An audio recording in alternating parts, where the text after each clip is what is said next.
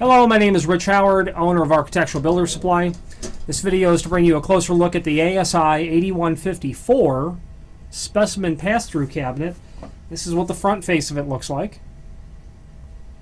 Has a white protective coating, so that's what this white is. This is the side with the fixed flange and the door. Has the two springs up here, making the door self-closing.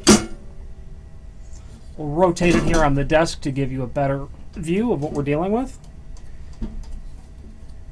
Satin stainless steel, as you can see, the entire cabinet is constructed of that. It's the back side.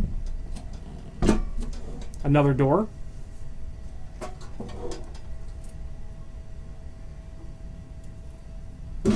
Okay. You know, it looks the same basically on all four sides. So obviously, it being a specimen pass-through cabinet, it would be important to take note of its function. You've got your inside door, and that will open. But the fact that it's a specimen pass-through cabinet, you certainly don't want the ability to open up both doors at the same time. So as one door is open,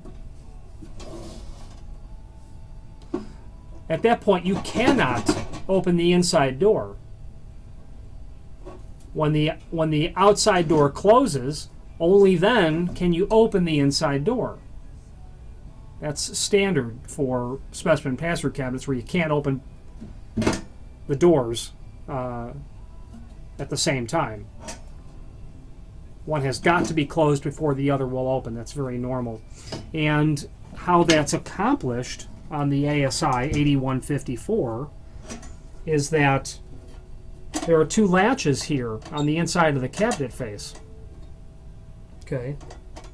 And only when these latches have been brought closed by a feature on the inside portion of the door, this cutout portion here, got a better look at it, the cutout in the door. Only when that door is closed, it will pinch the two latches closed, and when these latches are pinched closed is the only time that the other door will open, and it's obviously the same on the opposite side. So there's the fixed flange side. There's the opposite side that does not have a flange, but that flange is shipped loose. And you attach it to the inside. The cabinet is not square, and that's what we're finding. It's not a perfect square. I couldn't get the flange on that way.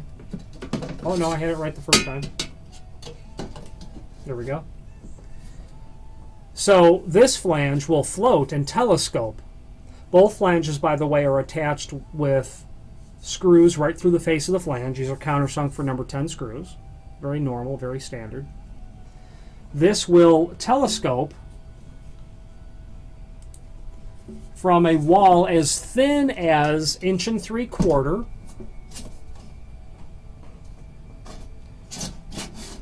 You get the picture by sliding the trim, the flange, the wall flange down. You can get that to go down to as far as 1 3/4 thick opening. There is a link to the cut sheet above this video where it gives rough opening dimension requirements. Okay, it gives the specification of what it's made of. I won't beleaguer every point of that cut sheet because it's all there. It's made of type 818 stainless steel. Type 304 stainless 818 with a brushed finish. You know, a center line of 54-inch maximum above the finished floor to the center line. 54-inch center line from the finished floor is the maximum dimension for it to be compliant with ADA regulations. The rough opening is 11 and a half. I'm going to remove this flange. I do want to mention, whenever working with a piece of stainless bathroom hardware, be careful. Items like this are handmade. These edges, while they're not sharp, if you don't respect the fact that you're touching steel, you will cut your hands. I've done that in the past. 11 and a half inch wide is the rough opening by 11 inches tall. Now the box itself doesn't measure that large. I believe it's 11 and a quarter wide, and it's a little difficult to see there on the camera, but that's indeed what it is. And the height is closer to 10 and 3/4. Yes, and that's what it is. Maybe 10 and 13/16 on the height of the box itself. So if you had, this will accommodate walls up to 5.5 inches thick. Okay, so let's say that the standard wall is 4 7/8 thick, which is very typical in construction for a small clinic, let's say. So obviously your flange is going to be set back, and there'll be a small portion of the cabinet sticking out or projecting out of the face of the wall. That's very standard, normal. That's just how specimen cabinets are, whether it's, regardless of who the manufacturer is. That's a standard method of how these items are built. I like the ASI box. It is the most popular model of specimen pass-through cabinet that we sell. It is a very typical standardized design. As you can see, has that symbol indicating what it is, specimen pass-through cabinet, on both sides, inside and the outside.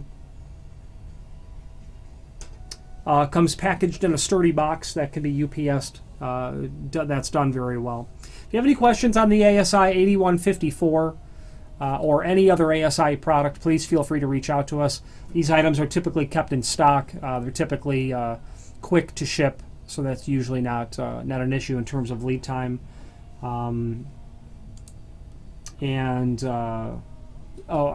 Screws are not provided, I should say.